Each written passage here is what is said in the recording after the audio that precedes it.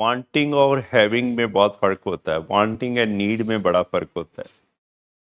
और कैसे आपने वांटिंग और नीड को इक्वेट करना ना, ये सबसे बड़ा संतुलन है कि इंसान के लिए, क्योंकि एनिमल की होती हैं नीड्स, इंसान की होती हैं वांट्स। ना वांट्स बुरी हैं ना नीड्स बुरी हैं, लेकिन सिर्फ नीड्स पे आपने अपने आप को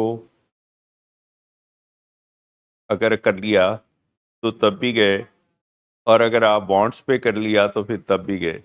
लेकिन बात यहाँ पे क्या है, एक होती है चेज, एक होती है कैच।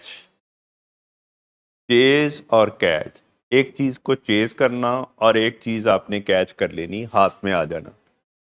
दुनिया में ये रिसर्च जब हुई डोपामीन पे, सबसे बड़ी ये बात अभी समझ आ रही है, जो बहुत ही बड़ी बात है, जिसके पीछे एक बहुत ही बड़ा रेवोल्यूशन आया न्यूरो एनाटॉमी में, कि डोपामीन जो है ना, हम समझते थे ये प्लेयर हार्मोन है, प्लेयर केमिकल है। उसके बाद पता लगा कि ये मोटिवेशन केमिकल है, प्लेयर भी है और मोटिवेशन भी है।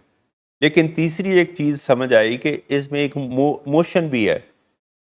तो dopamine is now just not a मजे वाला chemical, it is not a player chemical, it is a player chemical, it is a motivation chemical and it is a movement chemical. Addiction ने हमें जैसे ये सिखा दिया कि जितनी शिद्दत से आप किसी चीज को चाहते हो ना, जब वो चीज़ आपको मिल जाती है तो आपकी शिद्दत उतनी नहीं होती जितनी शिद्दत से आप उस चीज़ को चाह रहे होते हो। और एडिक्शन में एक खास चीज़ क्या मिली, देखने को आई, कि जितनी आपकी शिद्दत बढ़ती जाती है ना, उतनी ही आपको मिलने के बाद उसकी ज़रूरत कम होती जाती है, और आपको उसका इतना मज़ा कम होता जाता है।